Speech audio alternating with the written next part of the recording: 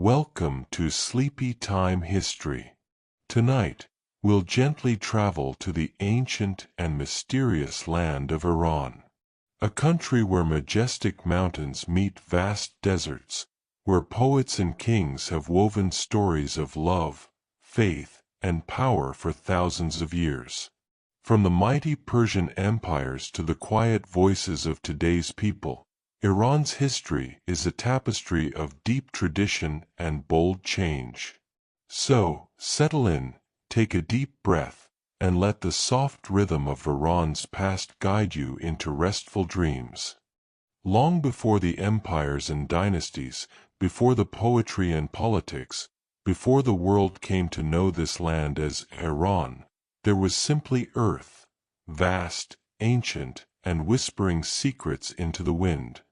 Nestled between towering mountains and arid deserts, the land that would one day be called Iran has cradled human life for tens of thousands of years. Here, in the soft folds of the Zagros Mountains, early humans took shelter in caves. Archaeological findings at sites like Shanidar and Bisotun reveal signs of Neanderthal and early Homo sapiens presence dating back more than 40,000 years. These early people hunted wild goats, fashioned tools from flint, and watched the stars slowly change their position in the sky, season by season, as time marched forward with no names, no borders, just life, blooming and fading, like the desert flowers after spring rains. As millennia passed, humanity evolved from roaming bands of foragers to the first settled communities. Around 10,000 years ago, the people of the Iranian plateau began domesticating plants and animals. Small farming villages like Tepe Ganj Dar and Tepe Sarab emerged in the west, their inhabitants cultivating wheat and barley and raising sheep and goats. With pottery and permanent dwellings, the pace of life changed. Clay jars held grain. Fire warmed hearths.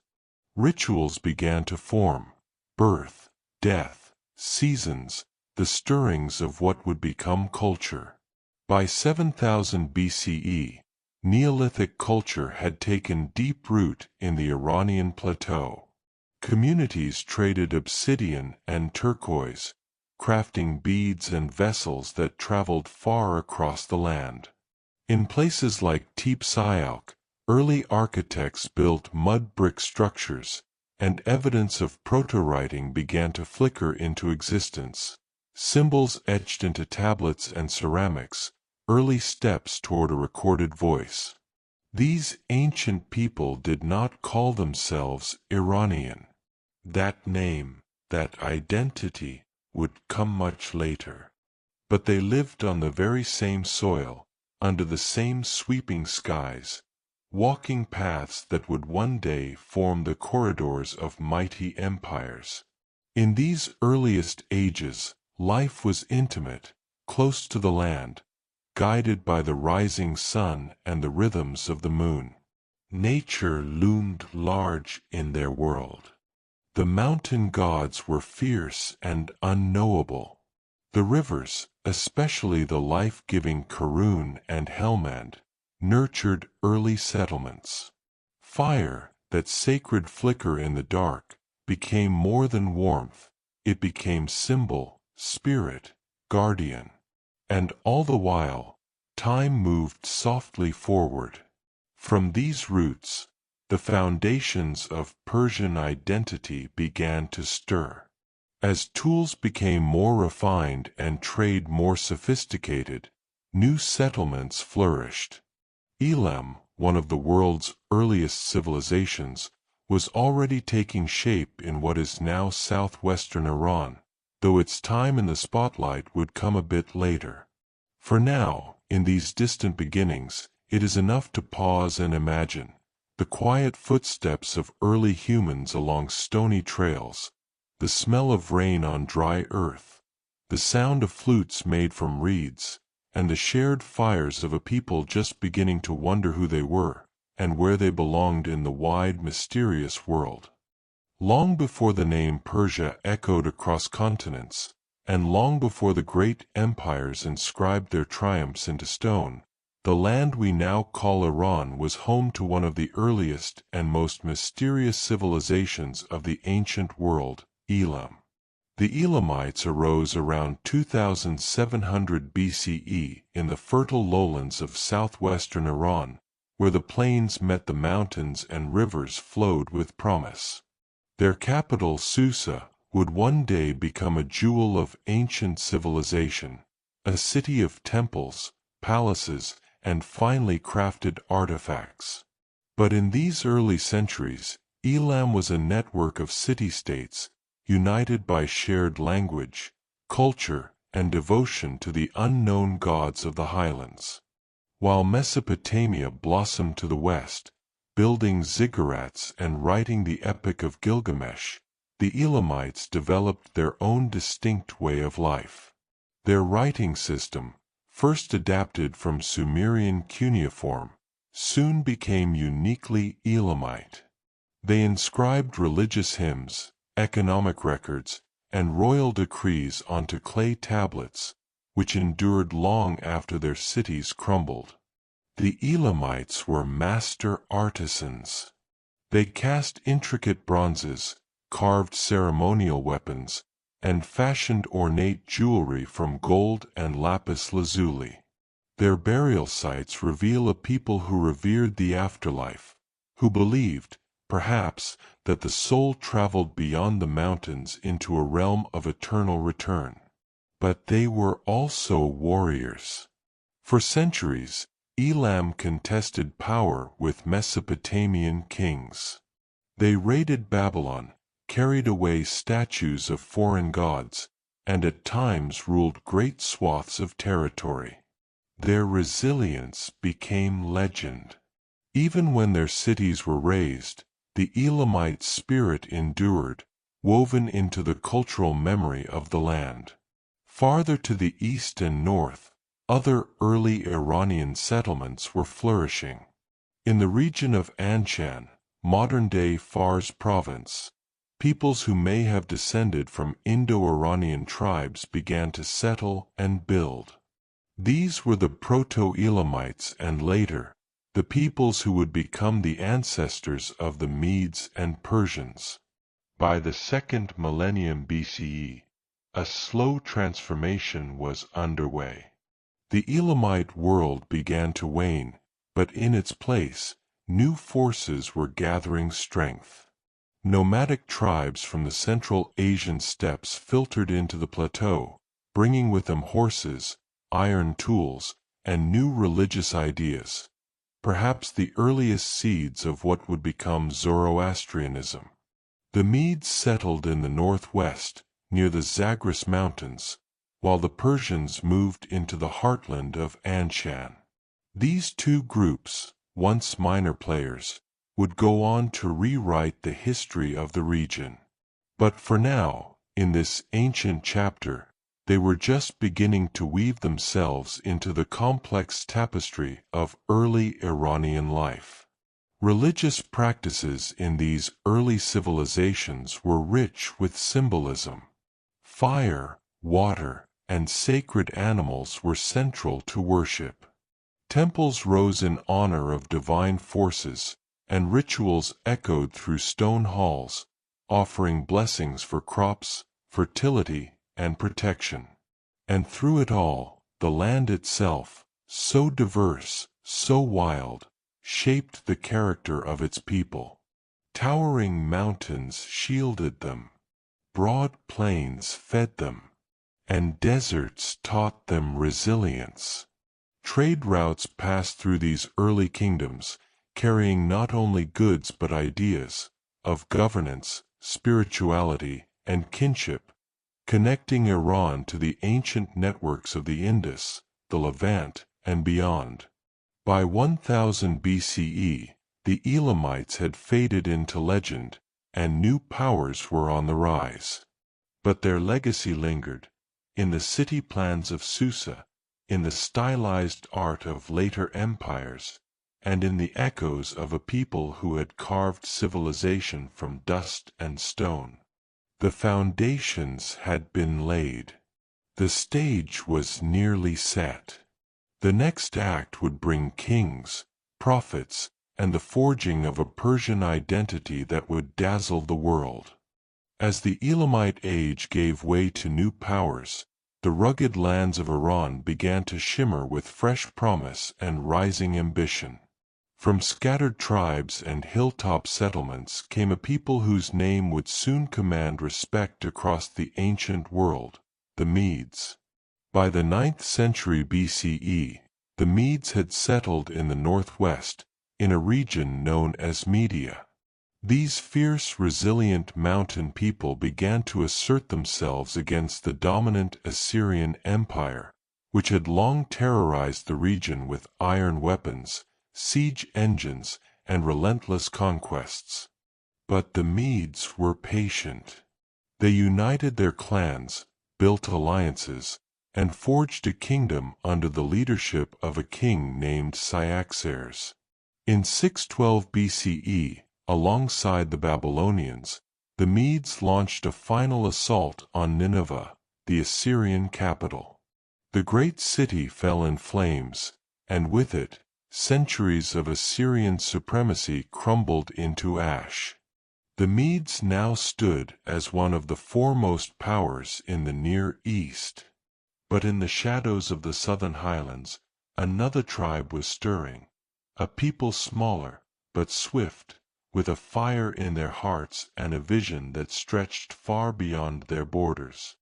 They were the Persians. Under the leadership of Cyrus II, later known as Cyrus the Great, the Persians rose from their base in Anshan to challenge the Median Empire itself. In a stunning turn of events, Cyrus defeated his grandfather Astyages, the last Median king, and assumed control of both peoples. Thus, the Achaemenid Empire was born. Cyrus was no ordinary conqueror. Where others ruled by fear, he governed through respect. In 539 BCE, he entered Babylon not as a despot, but as a liberator. He allowed exiled peoples, including the Jews, to return to their homelands. He honored local religions, languages, and customs. His policies of tolerance and administrative genius made his empire strong, vast, and enduring. Under Darius the Great and Xerxes I, the Persian Empire reached from the Aegean Sea to the Indus River, stretching across 3 continents and connecting a quarter of the world's population. The royal road, built for swift communication, ran like a spine through the empire. Postal stations, guard towers, and marketplaces lined its length, pulsing with trade, diplomacy, and ideas. Yet no empire is immune to challenge. To the west, the Greeks were rising. Their independent city-states, though small, were fiercely proud. The Persian invasions of Greece, marked by legendary battles at Marathon, Thermopylae, and Salamis, tested the mettle of both civilizations. Though the Persians failed to subdue Greece, they left a lasting imprint on Western memory, immortalized in tales of heroes and kings. Then, from the north came the most unexpected of storms, Alexander of Macedon. In 334 BCE, Alexander crossed the Hellespont into Asia Minor. Within a few short years, he would shatter the once mighty Persian Empire. His campaigns were swift and relentless, defeating Darius III in a series of dramatic battles, including Issus and Gaugamela. The ancient cities of Persia fell one by one, including Susa and the sacred Persepolis, whose grand palaces and reliefs burned under the night sky. But Alexander's conquest was not just military, it was also cultural. He admired Persian customs, wore Persian robes, married a Persian noblewoman, and sought to blend Hellenistic and Iranian traditions into one grand fusion of East and West. Yet his sudden death in 323 BCE left his empire fragmented. Iran passed into the hands of one of his generals and became part of the Seleucid Empire. The native people, though weary of foreign rulers, endured. They maintained their customs, whispered their ancient languages, and waited for the return of their own. This age of conquests left Iran profoundly changed, yet deeply rooted. With every invader came destruction and renewal. With every fall, the land gathered its strength once more. Through stone cities and scorched battlefields, Iran's spirit persisted, quietly preparing for the next great chapter that would rise not by foreign hand, but from within. As the sun set on the age of Alexander and his successors, the heart of Iran beat quietly beneath the surface. Though ruled by the Seleucids and later other foreign dynasties, the ancient lands of Persia had not forgotten their roots. In the soft winds brushing the Zagros mountains, in the quiet rituals held in Zoroastrian fire temples, something deeper endured, an identity waiting to rise again. In 247 BCE, a spark flared to life on the northeastern fringes of Iran. A nomadic people called the Parnai, led by Arsaces I, broke away from Seleucid rule and founded what would become the Parthian Empire. Though the Seleucids still held sway in the west, the Parthians steadily expanded their domain, claiming former Persian lands and establishing a new dynasty steeped in Iranian tradition. The Parthians were master horsemen and skilled archers, famed for their deadly Parthian shot, firing backward while galloping away. But they were more than warriors. They embraced Persian customs, ruled with a feudal system of noble houses, and resisted the growing might of Rome. In battle after battle, from Carrhae to Armenia, Parthia stood as a formidable eastern counterweight to Roman ambition. Their capital at Ctesiphon, nestled along the Tigris River, became a center of trade and culture. Caravans from China's Silk Road brought silk, spices, and ideas that mingled with Persian poetry, Greek philosophy, and local art. The empire endured for nearly 5 centuries, a bridge between East and West, and a keeper of Iranian pride. But no dynasty lasts forever. By the early 3rd century CE, the Parthians had grown weak. Their decentralized structure and internal rivalries left them vulnerable. From the southern province of Pars, home to ancient Persepolis, a new force emerged, led by a Persian noble named Ardashir I. In 224 CE, Ardashir defeated the last Parthian king and declared the birth of a new Persian empire, the Sasanian Empire. Rooted in Zoroastrian values, drawing from Achaemenid grandeur, and infused with a renewed sense of imperial destiny, the Sasanians ushered in a golden age for Iran.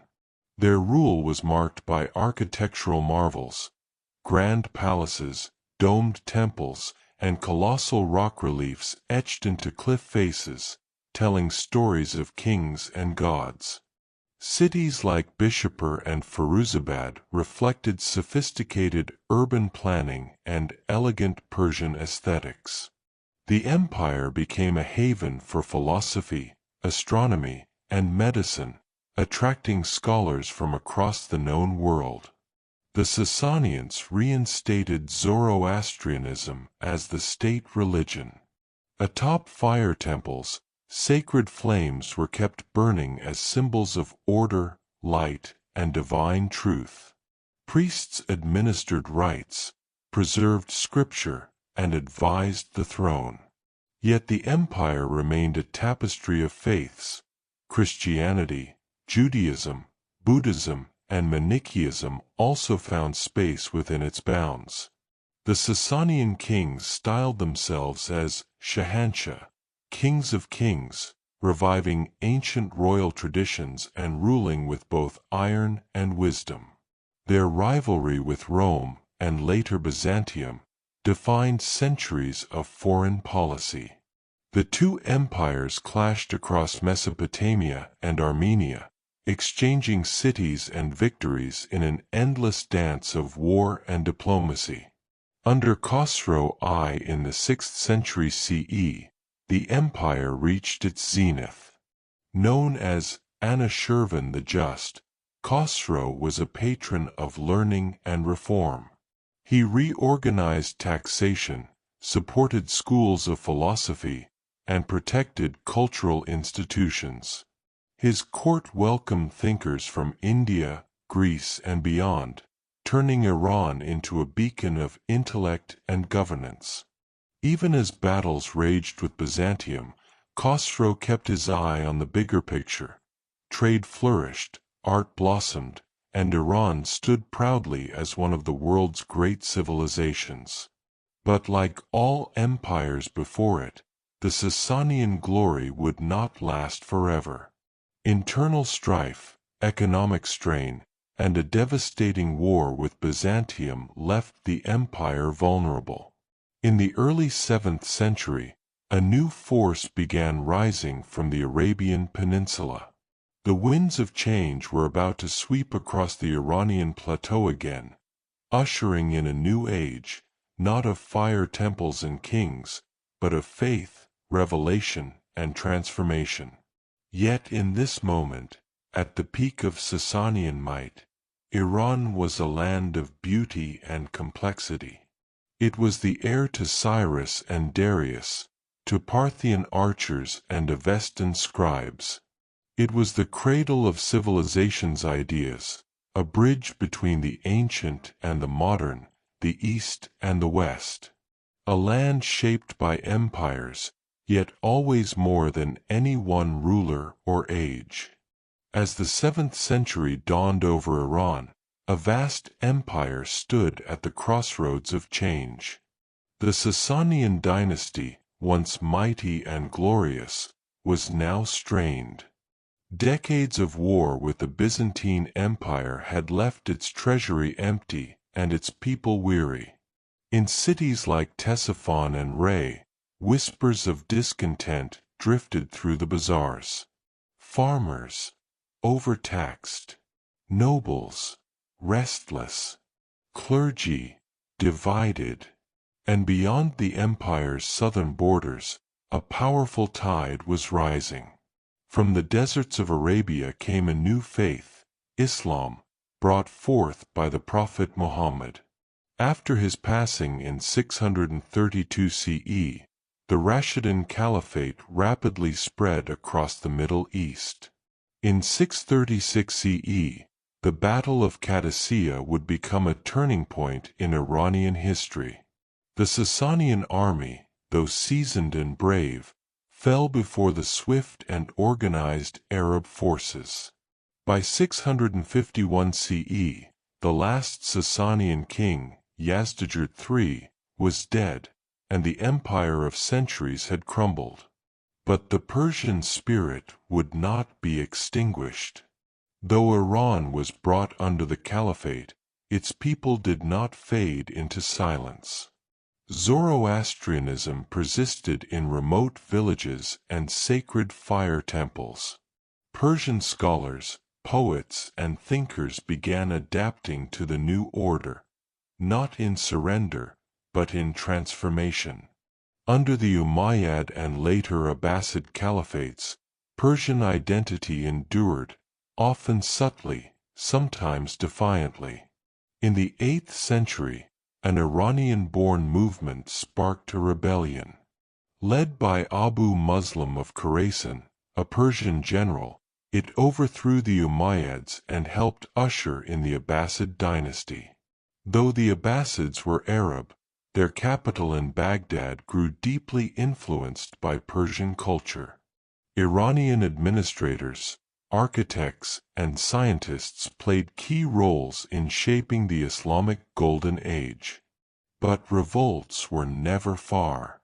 In remote mountain regions and deserts, Zoroastrian groups held fast to their beliefs.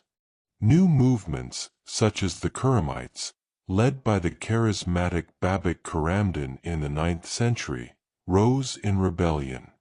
Babak's resistance in Azerbaijan became legendary. For over 20 years, he fought against the Abbasid Caliphate, rallying peasants and dreamers who longed for freedom and a return to older ways. Though eventually defeated, his defiance inspired generations. Throughout the medieval centuries, Iran remained a land of both conquest and resistance. The Mongols arrived in the 13th century with thunder and flame. Genghis Khan's armies swept through cities, burning libraries and toppling dynasties. Yet even then, resistance took root in the most unexpected way. The Mongols, in time, embraced Persian culture. Under rulers like Hulagu Khan and later the Ilkhanate, Persian art, administration, and architecture experienced a revival. Poets like Rumi and Hafez wrote verses that blended mysticism, sorrow, and beauty, echoing the inner resistance of a people enduring and evolving. In the 14th century, the enigmatic conqueror Timur, or Tamerlane, carved his empire from the remnants of the Ilkhanate. Though brutal in his campaigns, he too admired Persian culture. Cities like Shiraz and Samarkand, though battered, became centers of poetry and design. But resistance wasn't only against invaders, it was also against time, against erasure. The Safavid dynasty, rising in the early 1500s, marked another profound turning point. Led by Shah Ismail I, the Safavids made Twelver Shureh Islam the state religion, permanently distinguishing Iran from its Sunni neighbors. This religious transformation wasn't merely theological, it was deeply political. It created a unique Iranian identity that both united and challenged.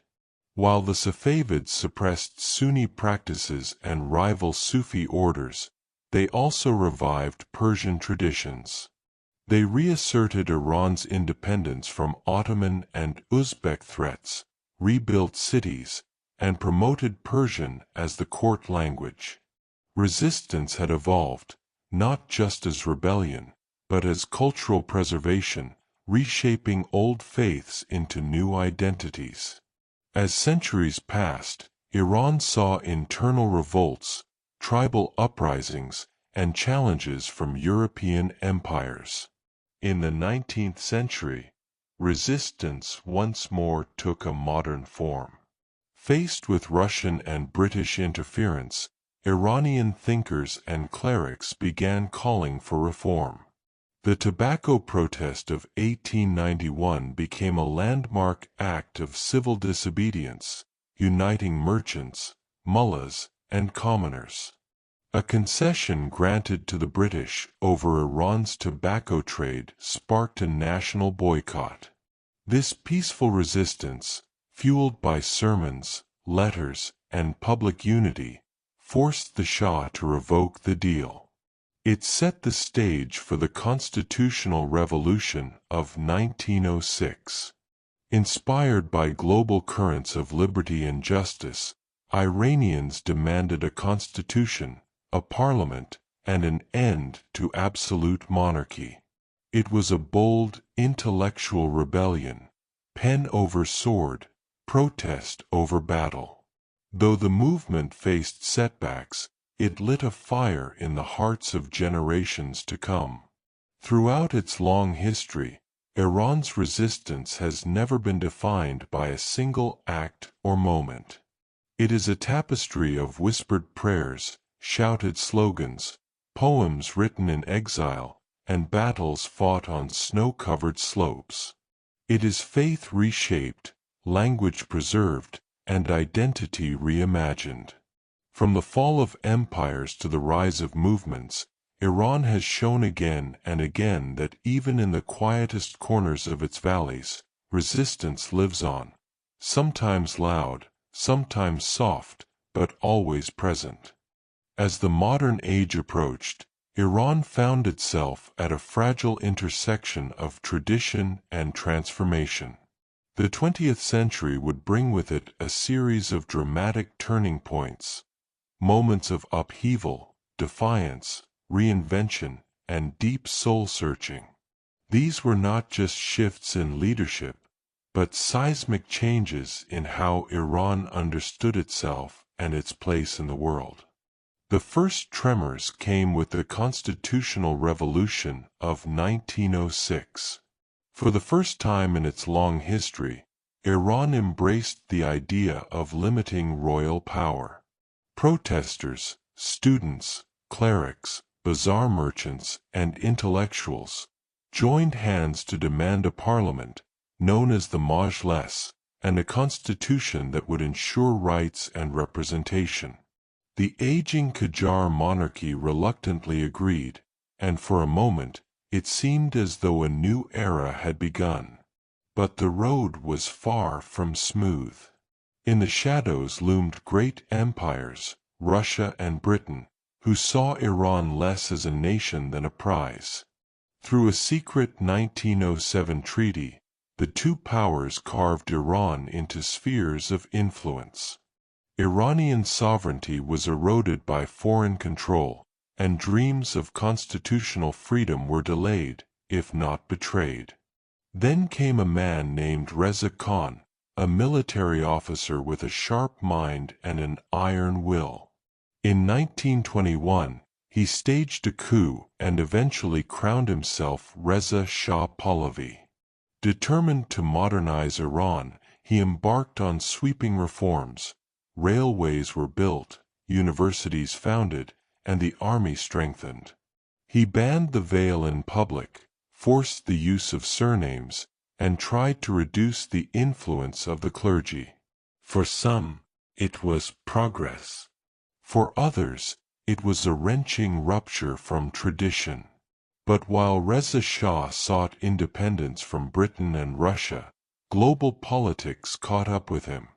In 1941, during World War II, British and Soviet forces invaded and forced him to abdicate in favor of his young son, Mohammad Reza Shah. The Cold War was taking shape, and Iran would once again become a pawn in greater games.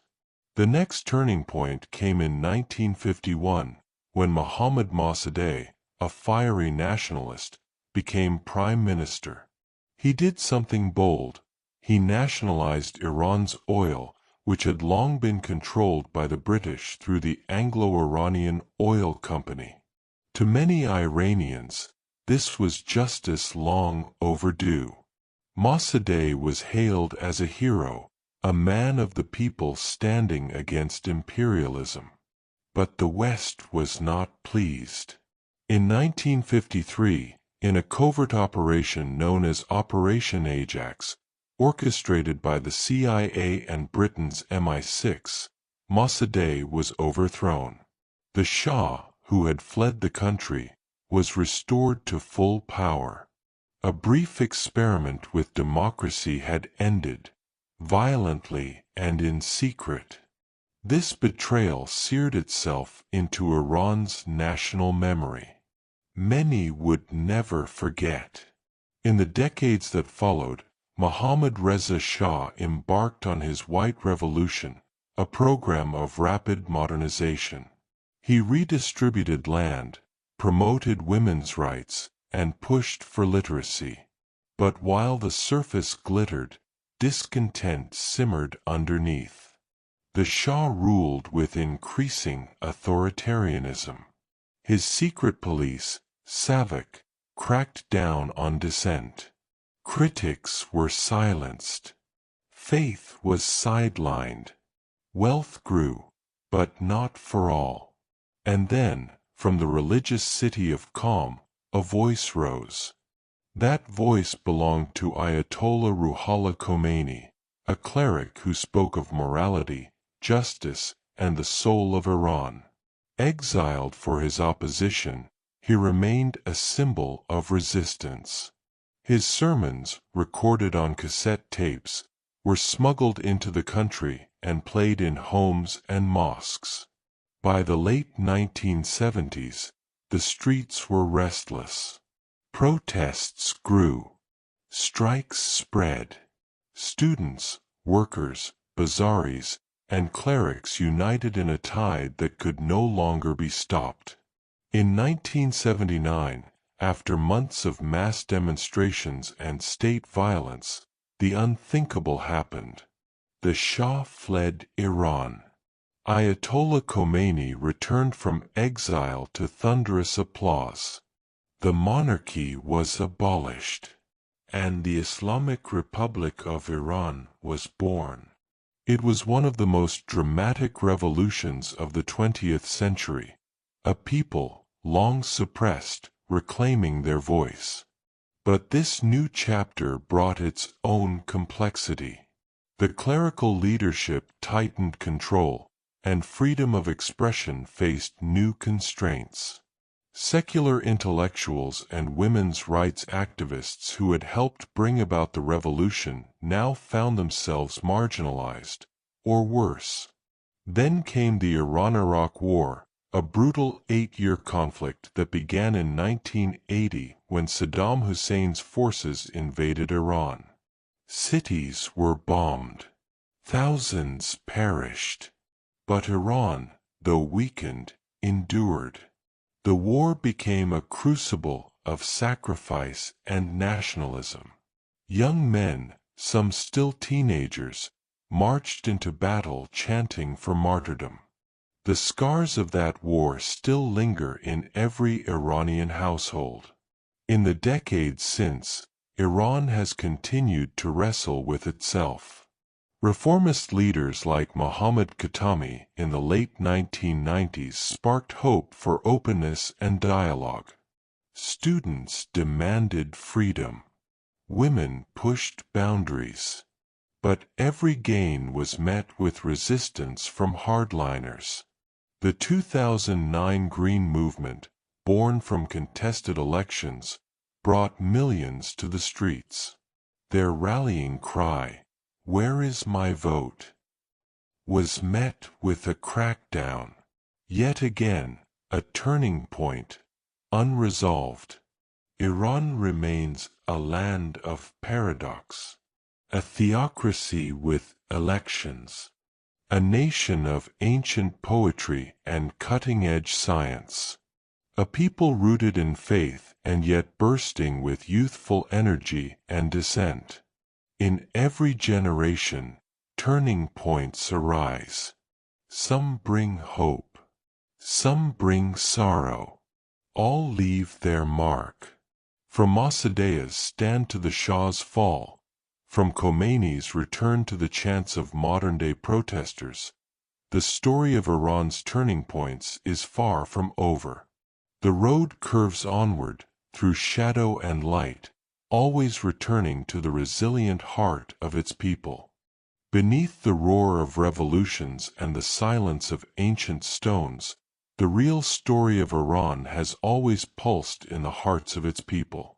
Across time, through conquest and crisis, it is their voices, sometimes whispered, sometimes shouted, that carry the true melody of the land. To understand Iran, one must listen not only to kings or clerics, but to the verses of its poets, the notes of its musicians, the tales of its mothers, the resolve of its daughters, and the longing in the eyes of its youth. For thousands of years, poetry has been the soul of the Persian people. Even in the earliest centuries, Iranians were spinning starlight into stanzas. The epic poet Ferdowsi, writing over a millennium ago, preserved the ancient legends of Iran in his masterpiece, the Shahnameh, a sprawling work of mythical heroes, dragons, and noble kings. It was more than literature. It was a declaration of identity in the face of conquest. Later came the mystics. Rumi, whose verses now circle the globe, wrote of divine love and the unity of all souls. Hafez, from Shiraz, penned poems so rich in meaning that Iranians still consult his divan for guidance, opening a page at random to reveal a secret truth. On holidays, at weddings, or during moments of grief, his lines are recited like sacred prayer. Even today, nearly every Iranian can quote a line of poetry, passed down from their grandparents, scrawled in school notebooks, or folded into love letters. But the people's voices are not confined to verse.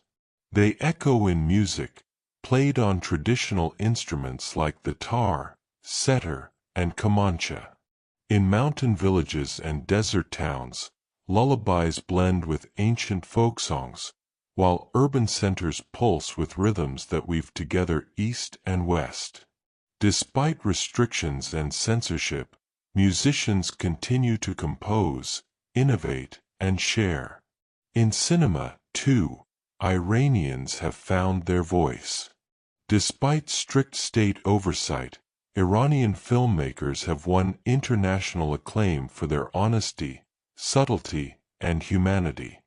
Directors like Abbas Kiarostami, Asghar Farhadi, and Jafar Panahi have shown the world the quiet dignity of everyday Iranian life. Children playing in dusty fields, families navigating love and loss, individuals searching for truth in a maze of rules. In Iran's bazaars, another kind of voice thrives, the song of commerce and connection. Merchants call out their wares in age-old rhythm, bartering not only for profit but for human connection.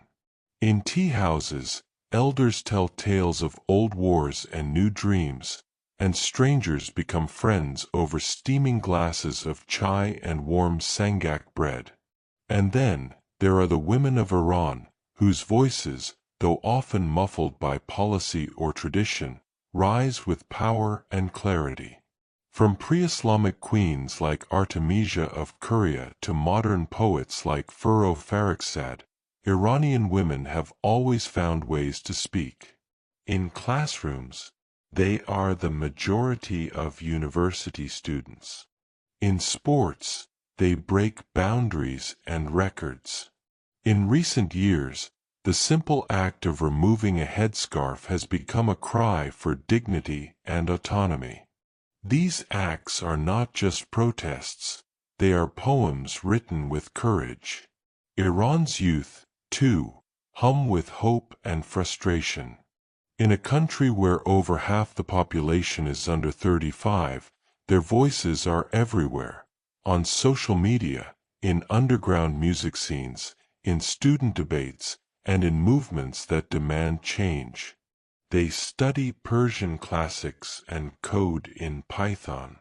They honor their ancestors while questioning their future.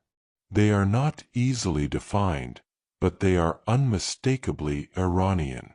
Even those who have left the homeland, the diaspora scattered across the world, carry Iran with them.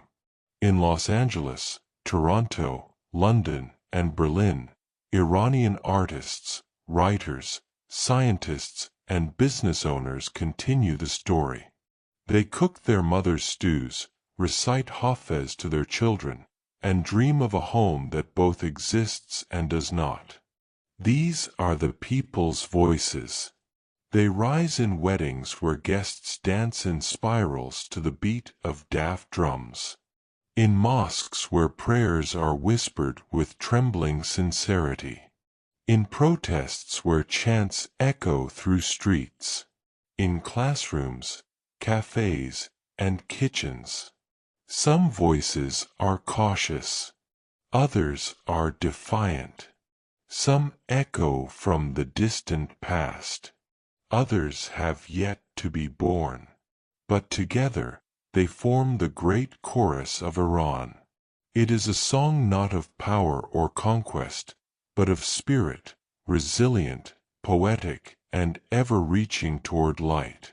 As night deepens over the Zagros Mountains and the Caspian winds whisper through Tehran's alleyways, the people of Iran continue to speak, in stories, in struggles, in songs. And the world slowly listens. As the world stepped into the modern age, Iran, too, stood at a crossroads, its future tangled in oil pipelines, revolutions, sanctions, and the yearning of its people for a voice in their destiny. The 20th and 21st centuries would bring not just war and upheaval, but the profound and painful questions of identity, freedom, and survival in a rapidly changing world. After the 1979 Islamic Revolution, Iran was reborn as the Islamic Republic, with Ayatollah Ruhollah Khomeini at its helm. For many, the revolution had promised dignity and liberation from foreign influence, but the aftermath brought a new set of complexities. Almost immediately, Iran found itself isolated. Relations with the United States were severed following the U.S. Embassy hostage crisis, and the country began navigating a hostile international environment. The promise of justice and equality was soon clouded by state surveillance, political repression, and religious rule that shaped every aspect of daily life. Then came war. From 1980 to 1988, Iran and neighboring Iraq waged a brutal, bloody conflict. The Iran-Iraq War, launched by Saddam Hussein's regime, scarred an entire generation. Cities were bombed, trenches dug across farmlands, and chemical weapons unleashed horrors never to be forgotten. It was a war not only of land and ideology, but of endurance. For Iranians, it became a crucible of sacrifice. After the war, the country sought to rebuild, but challenges remained. The state enforced strict religious codes, especially on women, media, and public behavior. Political dissent was not tolerated. Thousands of reformists, activists, and intellectuals were imprisoned or silenced. Still, beneath the surface, the thirst for change remained. In the late 1990s, signs of hope flickered. Reformist President Mohammad Khatami promised a more open society, encouraging dialogue between civilizations and relaxing some social restrictions. The Iranian people, especially its youth, responded with optimism. But that optimism was tempered by hardline backlash. Throughout the 2000s and 2010s, Iran became the subject of global scrutiny for its nuclear program. Accusations of nuclear weapons development led to waves of international sanctions, crippling the economy, isolating the nation further, and turning everyday life into a struggle. Prices soared. Medicine became scarce. Jobs disappeared. For ordinary Iranians, politics felt like a distant burden they still had to carry every day. And yet, the people continued to speak. In 2009, after a disputed presidential election, millions of Iranians poured into the streets in what became known as the Green Movement. They wore green bands, raised peaceful signs, and chanted for their votes to be respected. "Where is my vote?" became a cry heard around the world. The regime responded with force, arrests, censorship, and crackdowns. But the movement showed that even in silence, the people's will had not disappeared. Throughout the 2010s, life in Iran remained a balancing act.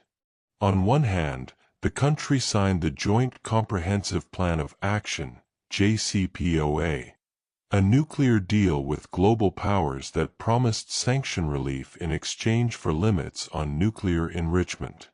For a brief moment, the economy began to breathe again. Tourism returned. Business opened up. But in 2018, the United States unilaterally withdrew from the deal under President Trump, reimposing harsh sanctions. The Iranian rial plummeted. Inflation soared. Once again, hope turned to dust. Modern struggles in Iran are not just geopolitical. They are deeply human. The battle over women's rights has become a flashpoint. In 2022, the death of Mahsa Amini, a young woman arrested by Iran's morality police for allegedly wearing her headscarf improperly, sparked nationwide protests. Women tore off their hijabs in public, chanting, "Woman, life, freedom." The world watched as teenagers risked arrest, and worse, to demand the right to choose. Despite brutal crackdowns, internet blackouts, and hundreds of arrests, the movement did not die. It transformed. It inspired. And behind it, other challenges continue. Environmental degradation, from dried-up lakes like Lake Urmia to worsening air pollution in Tehran, threatens health and agriculture. Water shortages have sparked rural protests. Earthquakes still strike, revealing gaps in infrastructure and emergency response. Economic hardship remains constant. Young Iranians, even university graduates, struggle to find jobs. Many dream of emigrating. Others stay, determined to build something better. In today's Iran, the tension is palpable. A push and pull between tradition and modernity, control and creativity, faith and freedom. The government promotes an image of strength and divine order, while artists, youth, and intellectuals whisper, and sometimes shout, stories of a different future. And yet, even in the hardest moments, Iranians continue to find joy. In gardens and mountains, they picnic and dance in quiet corners. In underground music venues, rap and rock merge with Persian poetry. In whispered conversations and coded tweets, they speak of hope, resilience, and dignity. Iran's modern struggles are many: political, economic, environmental, and cultural. But they are also the seeds of transformation. A nation shaped by emperors and mystics now wrestles with its place in the digital age. Its people, bound by memory and imagination, still reach for a life where freedom is not whispered but sung. Today, Iran stands as a land of contrasts, where ancient history meets the rhythms of modern life. From the soaring peaks of the Alborz Mountains to the vast sands of the Dasht-e-Kavr Desert, the country's diverse landscapes mirror its rich cultural mosaic. The bustling capital, Tehran, is home to over 8 million people, a sprawling metropolis of history and innovation. Towering skyscrapers rise alongside mosques with intricate tilework, and bazaars bustle with the timeless trade of spices, carpets, and stories. Amid traffic and the hum of daily life, Tehran's universities and tech hubs pulse with youthful energy, shaping the future while surrounded by echoes of the past. Beyond the capital, cities like Isfahan captivate with their stunning Persian architecture. Known as half of the world, Isfahan's bridges, palaces, and the magnificent Naksh-e-Jahan Square invite visitors to walk through history.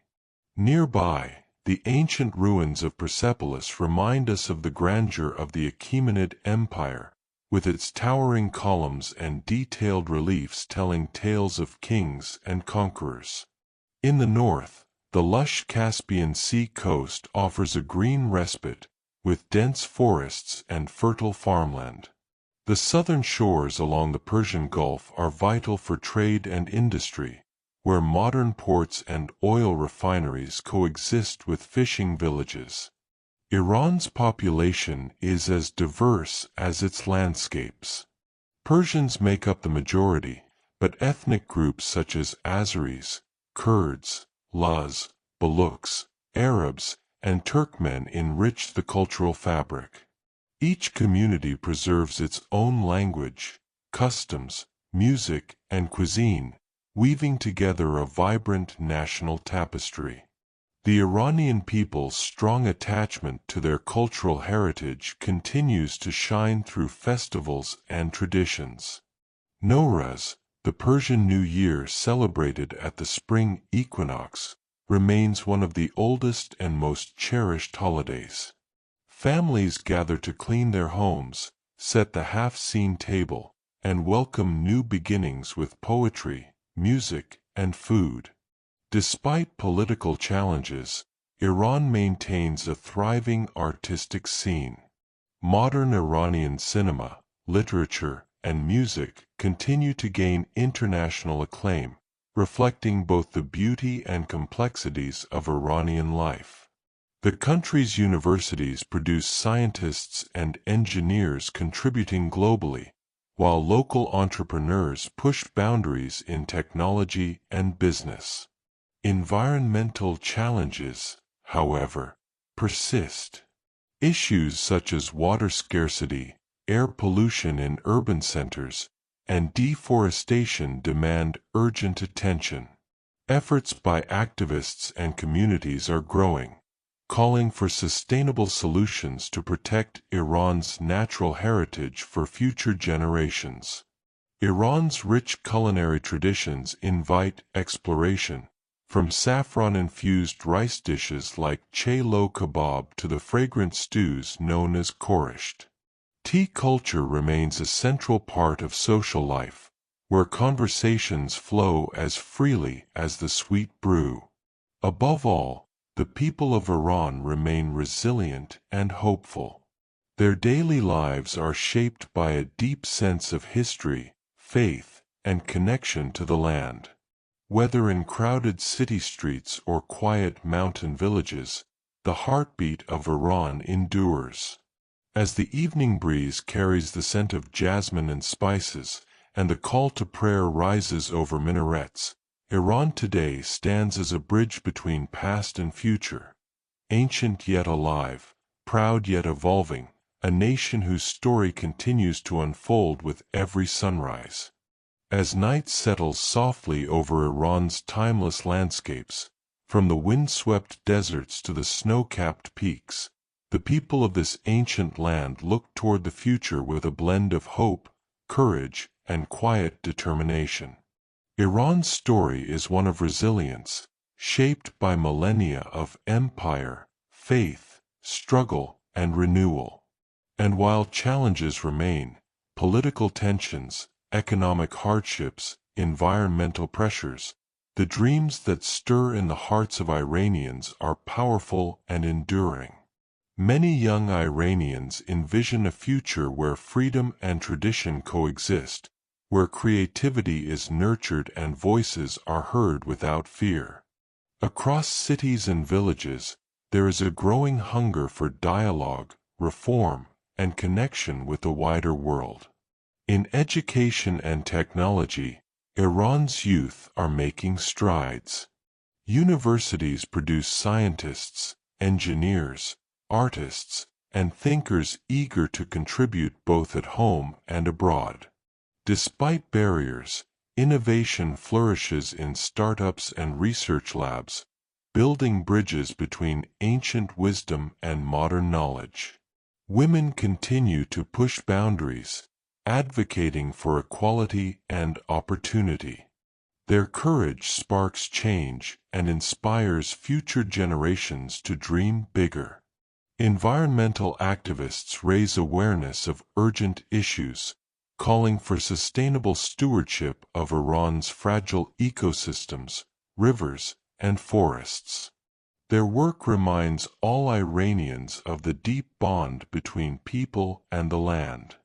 Culturally, Iran's rich heritage remains a beacon.